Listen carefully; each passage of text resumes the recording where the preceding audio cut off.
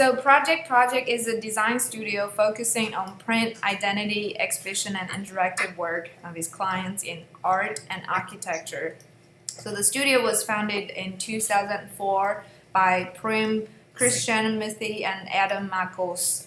So their clients include a lot of very famous art and design museums and institutions. For example, Berkeley Art Museum, Canadian Center for Architecture, the Museum of Modern Arts, known as MoMA, National Museum of China, New York City Department of Parks and Recreation, and etc. So the studio has been a finalist twice in the Cooper Witt National Design Awards, and they have received distinction including ADC Bronze Medal and ID Magazine 2007 Design Distinction Award, including the Art Directors Club Young Guns 5 Award and AIGA 36-5 Award. So besides the project they are serving for clients, they're also doing some independent curatorial and publishing projects. Yeah. All right, great to have you guys here. Really, yeah. The group of students here, they are graphic 1 design student. Yeah, so they don't have much experience related to like book design and so we are doing some related typographic poster and booklets, for now. So we would love to hear, any of your experience as a designer at projects. Yeah. Okay. Great. Sure. So I think what we're going to do is I'm going to go through a few book projects, and then we're going to talk about sort of some like bigger identity type projects. And we want to just leave a lot of time for questions. Yep. You guys can ask us whatever you want. So a little bit about us. My name is Grace, and I handle mostly print and book design here at the studio. Mm-hmm. My background is actually in architecture as an undergrad, and then I got an MFA in graphic design before coming here. And Liz has a little bit of a similar background. I got a liberal arts degree as an undergrad, and was doing set design and working in film production, and sort of came to graphic design a little bit later. And then I moved to New York and got my MFA at Pratt Institute in Manhattan. And I've been working here for about a year. So that's a little bit about me. And this is our studio. Yeah. It's right. You guys can see the studio. It's really You can cool. see half of it. There's another half that way. But we're located in sort of between Soho and the Lower East Side in New York. And what else can we tell you? If it's noisy, there's all kinds of noise here all the time. So it always makes it interesting when we're talking to people on Skype. Yeah, so apologies. We don't know what'll happen. No worries, yeah. We don't hear anything yet. Okay. Just go through and show. So we should do some screen share. Yeah, we'd like to try screen sharing and just let us know. We're gonna make our presentation full screen. Yep. So first of all, let's see if this works, and then let us know if you're at any point it cuts out or you're not able to see. But are you seeing our screen now? Yes, we are. Only yourself in the corner. Yeah. Okay. I think that I can't get rid of your screen, but can you see that? Yes. Okay, great. So I know you already have sort of spoken a little bit about the background of projects, but the studio, was started by Adam and Prem, and we do a variety of projects, but also Adam and Prem have sort of also side ventures that sort of tie back into the studio and branch off in different ways. So we have a gallery that's sort of like affiliated, and then also a publishing imprint that's affiliated. And I thought I would just show a little bit of the background of the publishing imprint. So this is the book called Above the Pavement to the Farm. And this came out quite a few years ago, actually, maybe like 4 years ago. And this book was done with texts that we know who their studio is called WORKac, and they were given a prize at MoMA PS1. It's called the Young Architects Prize, and basically the architect group then creates an installation for sort of like a big open space at the museum that's installed for a full summer, and they have a lot of events around it. And so what WORKac came up with is basically like a farm that they put in at PS1. And so we did a book about their project, and the design of the book is, the design of the book is really strongly based on, I hope you guys can see that type of sort of like very accessible and image-heavy paperbacks from sort of like the 60s and 70s, sort of things that the style doesn't really exist as much anymore. And Adam was really referencing those a lot, so we get a lot of sort of like image text interwoven relationships, and a lot of these little images in here are actually teeny tiny drawings that one of the architects, Dan Wood, did that are interspersed in actually the gutter of the book. So it cut out, come back in these little ways, and they become sort of a little running illustration style. They're a little bit of a joke, and then also in a funny way, using the gutter actually around some copyright issues, because large amounts of images actually become cut off. So since this book is so image heavy and there weren't necessarily rights for 100% of these things, or get around it a little bit by having them not fully featured in the book. It's printed in 2 colors, and this was the start of a series of books that was put out with Princeton Architecture Press called Inventory Books, and that was sort of the start of the publishing off-print of the studio, which is now called Inventory Press. And just gonna get to, so this is a recent book done by Inventory Press, and it's a book for the artist Amy Siegel.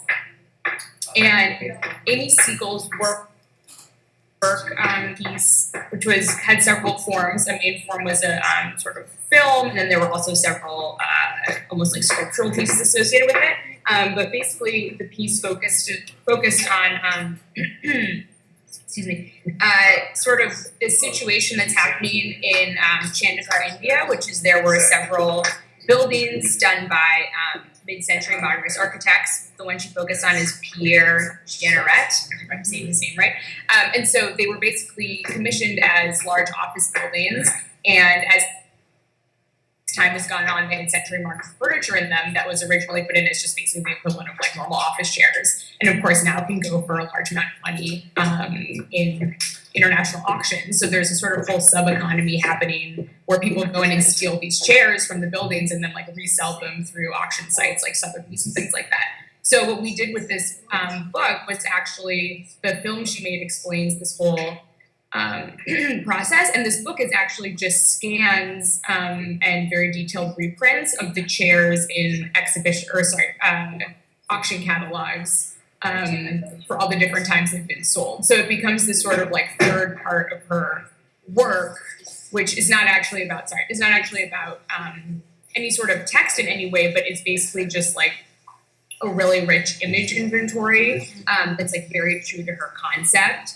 And I think the nice thing about a book like this is what happens when sort of the designers can get involved on the publishing end, because there's so much freedom about what happens. And yeah, this book is like basically a single concept that's executed very, very strongly with like a very united front, so there's nothing deviating from these images. So it's a book within the book. Yeah, exactly. Definitely.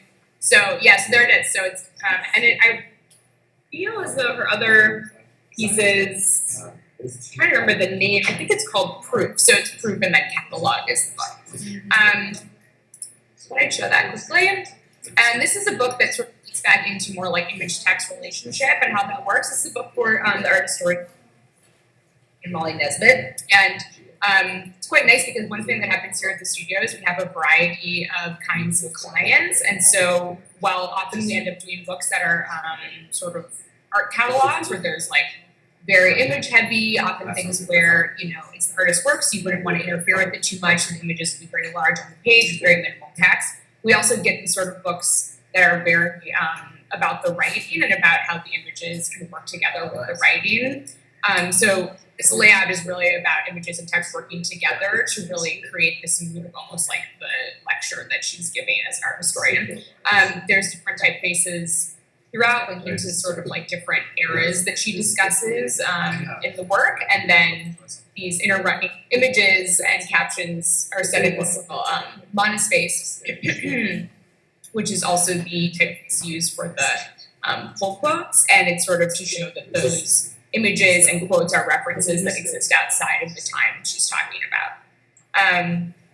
So you guys can see that okay. So if I show that, and then I thought I would just move on to something that's more of actually like an artist book. This is a book that we did for the artist Anton Ginsberg.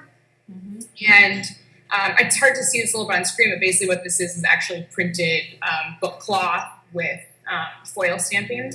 And so I showed the interior. There's like a lot of references that we worked with for this based on sort of different time periods, this idea of like journeys and interwoven text. But the interesting thing about this book, which is I think at the end I'm going to try and go off of the PDF and show you guys something with the camera, is that it's part of a trilogy. So it creates a challenge between how can something sort of feel the same, but also be about totally different kinds of material. And so I think for designers, the idea of the series is always like a very exciting one, because it's sort of about how you're going to control different variables and sort of how can you make something feel as different as possible while still letting the viewer know it's part of the same system.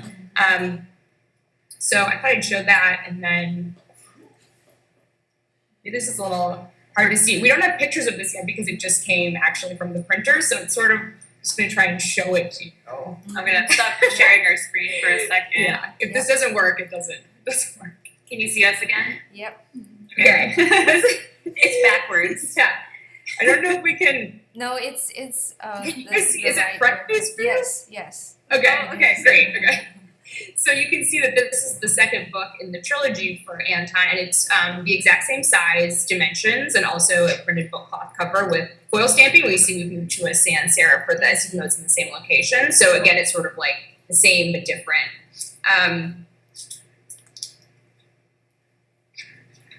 And I thought I would just show you these texts.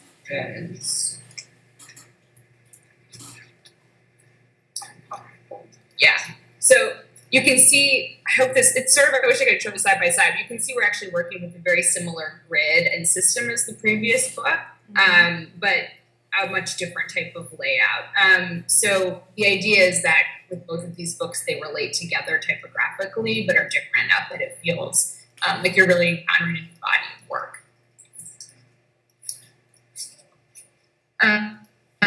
Yeah, so I think those are all the images I have, and then we can talk about some other projects, and then we can just answer questions about process and things like that. Yeah. So like Grace said, she's primarily working directly with Adam, who does the book projects and print projects here, and that's a huge chunk of work, as you guys, I'm sure, experiencing with book design. But as you mentioned, we also do other types of projects here. And when I was initially hired here, I was mostly working on web design projects. We also do identity and exhibition work, and that sort of, I guess, makes up like the bulk of our practice. So currently I'm working on websites and identity work, and the occasional sort of book project. And we like to try to mix it up to the extent possible, because it's always, we're all multi-skilled. And I think as a designer, something I'm sure you guys are learning, but is certainly true in our practice. It's much more about the sort of approach that you take as a designer and the way that you think about a project, and that the output or the format often is kind of secondary. I mean, I think you can apply the same kind of thinking to all different kinds of problems. So I would say that in our approach sort of is consistent across whether it's a book or a website project or an identity project. And what I wanted to share with you guys was a project that was somewhat unique for us, but one that we love to get, which is it was a project for the Istanbul Design Biennial. And I'm gonna share my screen again in 1 second. And I thought I would share this with you because it was actually an example where it involved print work. We did a catalog for the show, but it was also exhibition design and creating the identity of the exhibition as well as a website. So it was really like, it kind of, everybody in the studio at the point had a hand in it. And it kind of is a great example, I think, of just how we generally approach projects and the kind of process that we go through. So what's on screen now, and can you see this okay? Yes, we can see it there. Okay, so what you're looking at is a photograph that was taken in November. Exhibition opened in Istanbul, and it was put on by IKSV, which is a Turkish acronym, so I can't pronounce the full name, but they're an arts organization in Turkey that for years has put on a fine art biennial that's quite well known, and this is the second instance of the design biennial. So they're really trying to elevate design, including graphic design and industrial design, to more of a public stage, and really talk about like design as a practice. So we were interested in that kind of cause to start with. And so this is like a sneak preview of kind of how things looked like at the end, but I'm going to bring you back to the beginning, and these are slides that are actually just pulled straight from some initial presentations that we showed them, and this is just to give you a sense of the kind of thinking that we start out with, and even when we're talking with clients, I mean, it's very collaborative. So we had kind of an understanding, and we actually are familiar with the curators of the show, and that's how we got this job. So it was a great relationship from the start. But what we knew in the beginning was that they were interested in the idea of design manifestos. And just going ahead for a second, I mean, I don't know if you guys, as design students, if you haven't encountered this yet, I think you will if you take any design history class. But graphic design as a practice really started in the early 20th century, I guess, as in terms of what we think of as graphic design. And typography has obviously existed a long time before that, but and sort of the forefathers of graphic design in that group was included the futurists, Cooper artists, and people like Marinetti, who used typography in a very avant-garde way. We're sort of creating these hybrid political and artistic statements through typography, and that's something that we're as graphic designers very drawn to. And the reason this is in here is because the curators of the show were really interested in the way in which graphic design or design can be a kind of manifesto. And by manifesto we mean a strong proclamation about what you as a designer believe. What you believe about the world and the way that in which you see your practice sort of contributing to that cause. So the sort of theme of the show, if you will, was graphic or design as a manifesto. So where we started, and this is just an example of how we would approach any project. I think we thought about what does a manifesto mean? We think of political movements, we think of protest and the ways in which we play a strong role in protest movements. So this is, images from women's suffrage, and just even looking back at these photographs, when you start looking at the typography, I mean, there's a really specific kind of way in which messaging is used in these kinds of movements, and the idea of banners playing a big role in that was something we were really interested in. And if you look at this is an exterior view of that same space where the exhibition was held, and it was in this old school building. And we knew from the beginning that there was this opportunity to hang banners and kind of announce the exhibition, because it was sort of in a place that people wouldn't expect it. And so we thought about that relationship between banners and manifestos and proclamations, and how could we think about the identity kind of playing into that, and the ways that we saw, sorry, my mouse is going crazy, the ways that they saw the identity being applied. And looking at these historical examples, just getting inspired. this is sort of how we started the conversation. And in addition to that, I mean, so the idea was design as a manifesto, but also thinking about, manifestos being sort of oriented towards the future and thinking about what the role of design is in the present and sort of like leading, into the future. So like literally looking at Back to the Future, or like sort of typographic ideas, expressions of what the future is. And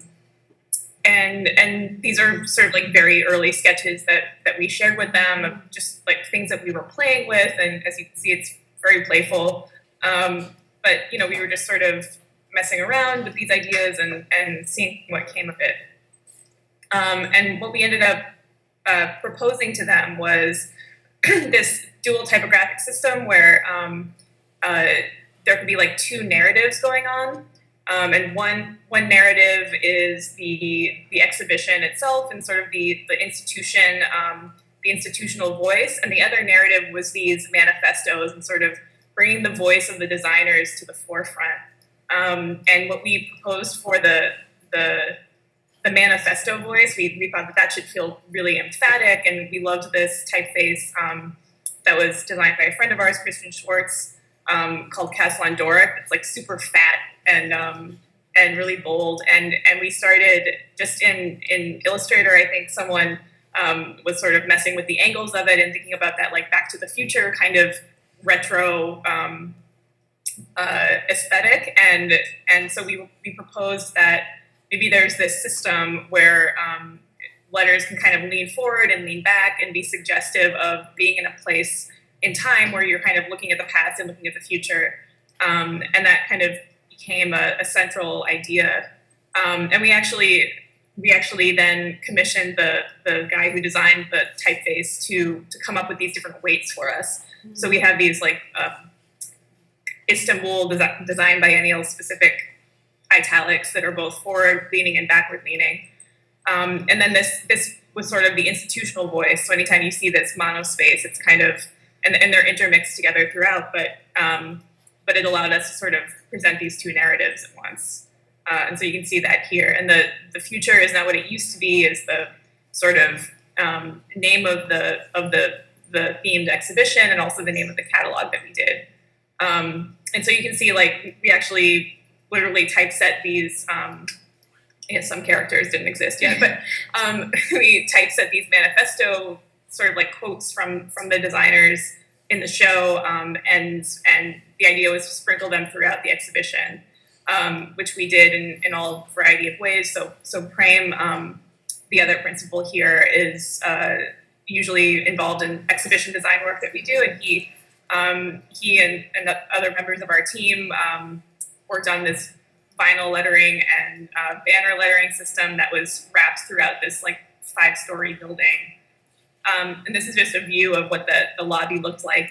We actually worked with architects who are friends of ours called Superpool, and they developed some custom furniture and custom lighting and sort of, it's every design project is a collaboration, and especially with exhibition design, you end up working with architects and people who are much more involved in the kind of like industrial production of things. And so that's always a fun experience for us. And so these are just a few images of the exhibition. And as you can see, the sort of different ideas that came out of the work and came out of the curator discussions with designers kind of appear and hover in the space and kind of create these like, provoking moments. And then quickly, this is a catalog that we designed that the publication coincided with the opening. And you can, get a sense of the system being carried throughout the catalog as well. And these are some example spreads. And so I'll talk about a couple of the challenges with the catalog. One was that everything had to be in English and Turkish. And I guess just on a practical level, you realize when you design a book that has 2 languages in it, that it can often take up very different amounts of space. Yeah. So it turns out that Turkish is usually quite a bit longer than English. So we tried to, minimize that difference, but that was one of the challenges we faced. And another one was just making it clear, trying to create a system where it was clear what was English and what was Turkish, but not being so rigid about it that it becomes really boring over like 350 pages. So we actually, there are different sections of the book, and you're seeing kind of a cross-section here, but there were sections where we showed artists' work, and we had a system where one column would be English, the next column would be Turkish, and then English, Turkish. There was a different system in another part of the book where the left-hand side of the spread would be English, and the right-hand side would be Turkish. And so it kind of jumps back and forth, but I think in a way that is still clear, and allowed us to sort of build in a little bit more dynamism into the design. And then I'll just end by showing a few screenshots of the website we designed for them. So again, like picking up on the fact that there are these banners, and this is basically like a one-page website that scrolls, and you can see, I don't know why that's in there. There's this sort of like scrolling feed of manifesto quotes and information, and just sort of like how the elements tie together in this way. So that's what I had to show, and I know that you guys are learning about book design and specifically, and I'm happy to answer any questions about other parts of our practice too. And obviously Grace is here and is the book expert, but we'd love to hear sort of like what questions you guys have, and we're happy to answer anything. Fire away. Yeah, I'm so glad you guys showed the last project, having the two languages there. I guess one thing about book design, I guess it's very hard for the first, for the graphic design student at the beginning, when they realize, okay, if I have a system in the book design, in the book, then I have to stick to that system forever. But that will turn out to be a boring kind of structure if everything is exact the same from page 1 to page 300, right? Yeah, so how could you actually, balance in a way, following a structure, following a system, but at the same time create a variety, an interesting kind of combination of not losing that system in the book, Yeah. Yeah, that's definitely a challenge of book design. I think in book design, you're always going back and forth between those two things. Like you're always sort of going back and forth between your system and then encountering a new type of content and sort of trying to figure out how your system allows you to show that. When we do book design here, our process, we get a batch of sample materials that we try and ask for to be representative of sort of every kind of content that could be in the book. And we sort of have like a general way that we lay out each type of content. And we like to sort of break down the book thinking about sort of generally like how much of the book will be text, how much will be images, how much will be this type of spread. So we can start thinking about rhythm pretty early on in the process. And the way that we usually present our designs to clients originally is that we basically show an example of each kind of content or each kind of spread that we would do in the book. And then the idea is that we sort of like then build those out to the full batch of content when we were able to receive all of it. So I think in general, in setting that tone, a good process is basically just to think about what are the different kinds of content that you're going to be working with and how can you get those all to work within one system, and just like make sure that you're building in enough variety in that way that then when you expand your scheme out, you have like a lot of different kinds of things happening, but they've been built off the same grid or the same typographic strategy. I would add to that, I guess, and just say that because when I was sort of like learning these things or starting to practice them myself, like I think it's a really good skill to be able to make things that are boring. Like it's okay to make things that are boring because a lot of times the system is more important than having something that's expressive. I mean, if the structure isn't clear and if the structure doesn't have a purpose to it, then the whole concept sort of falls apart or is weak. So, I mean, I started out creating in school like things that I thought were really interesting, and eventually by the end, the things that I was making were very dry and very kind of interesting to me, but maybe somebody else looking at it would think, oh, that looks really plain, something like that. Yeah. But actually, I think it's a great skill to have to make something that's very maybe boring, but very kind of deliberate. So I think, and then as you mature as a designer, you learn how to create a balance. But anyway, I found that was something that a lot of my classmates also struggled with. Yeah, I think that's really true. Okay, so you can actually follow the system first and maybe just try to think back and how to create flexible but more interesting layouts. Okay. Yeah, and I would also say that often the content will force you to sort of tweak your system a little bit, and that's okay, and that's actually where like sort of sometimes the interesting things can happen. Like you might have an incredibly tight and rigorous system, and then all of a sudden you realize you have to set something that just like doesn't really fit the way it's supposed to. But if your system has been set up and you're staying really true to it, you'll sort of be able to find the solution already in there, and often that creates like a really interesting kind of design. So yeah, I feel like I remember when I was first starting feeling sort of like setting up these grids and like, yeah, it's like, it's really boring maybe, but it's like, I think when you do that, if you start really getting really deep into the system you set up for yourself and believing in it and the publication, you'll be able to find openings and sort of like interesting gaps as you're moving along in the content. Okay, great. I'll leave some questions for the student. Anybody have any questions you want to ask? Yeah, so one student say, how long would it take for you guys to finish a project? Is it back and forth like that, or is it?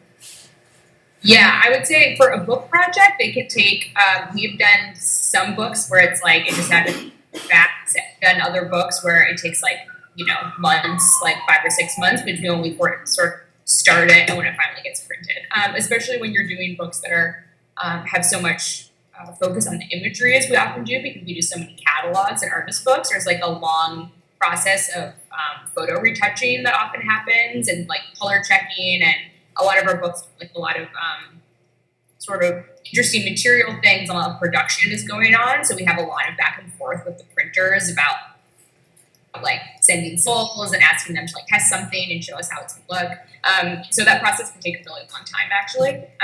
But for other books, we've done them like very fast because it just depends on the kind of project and what the client has time for, and also like if we really want to do it and it's still jump in and have fun with it. So I'm trying to think. I don't actually have anything in front of me. That was one of our faster books to show. Yeah, but it definitely happens. I think in general the process for us is like month would be like short one, very short one, and then 5 or 6 months is the more realistic. Wow. Yeah, so this student asked, do you guys end up actually reading all the books that you have published or have designed for? I would say yes. So basically, I wouldn't say that I've read every single essay in all of the books, but when we first get sample content, that's really how we start developing the design, is by actually reading the text and trying to think about what ideas the author or the artist are trying to communicate in their work. We often just like get the sample content, spend time reading it and researching it, having a lot of conversations about like what we think themes are that are emerging in the texts, and sort of then how those themes could be shown visually in some way. And usually we're going to our first meeting with the client already having read a lot of the content and having a pretty strong opinion about how we think it could be expressed visually. Okay. So I wouldn't say that I've read every single page of every book, but definitely we do read and like closely look at the materials to get an idea for our design. So you have to digest the content before you express an idea, right? Yeah, like that. Yeah. Okay. Cool. Any other questions? Yeah, one student asked, are all of your project team-based, or do you work individually to, on a certain book project? Yeah, I think that depends on what kind of project it is. For bigger projects, it'll often be team-based, and also if it's a project that crosses multiple mediums, it'll be team-based. For some projects, it makes more sense for an individual to be sort of in charge of it, and I think that happens with books a lot because the book structure is usually so it's sort of like one person is going to know the file the best, and so you don't want to have a bunch of people in the same file. So usually for my books, it's like I'll probably be one of the only people actually in the file, but I'll be printing out and showing to other people and getting sort of feedback in that way, but probably not having multiple people people actually edit the InDesign file. And then of course things get passed around a lot too. So it's like someone might be in charge of the catalog, and then the exhibition graphics get started. So somebody else takes over the file and builds the exhibition graphics off of that. And there's a lot of sort of like movement of things. But I'd say that the team structure is really helpful in terms of like critting and showing things to each other and being able to just like get as much feedback as possible. I think also for book projects in particular, like at some point in the process, you always end up working very closely with the client or with the artist or whoever, is sort of like the main content provider. And that doesn't always happen with like identity work or other types of projects that we do, but just by virtue of the fact that usually there's someone producing the content who's very close to it, who has to be involved in the editing and the kind of sort of like page by page look at each, look throughout the process. Like, I don't know, sometimes that happens like consistently, and sometimes it happens at the end, but that's part of the team, I think. Yeah, and I would say that I think that that's always what's so fun about doing school projects, is that really you're the sort of your own client on it. And part of being a designer is really like being really okay with working collaboratively, because I really have had so many projects where the artist actually comes and sits next to me at the computer and it's like, okay, move that over there, move that there. Yeah. And they don't know anything about like what the grid is or what that, And I think that experience is really valuable and often leads to a much richer book, but I think also you have to really be excited to collaborate in that way, because depending on how you look at it, you can be either sort of relinquishing control or you can be working as a team, and I think it's important to look at it as working as a team whenever possible. Okay, yeah, great. I know you guys are busy, so maybe we'll take one more last question. That's it. Yeah, thank you guys so much for your time, and we really appreciate that you shared all those valuable content and experiences with us. Yeah.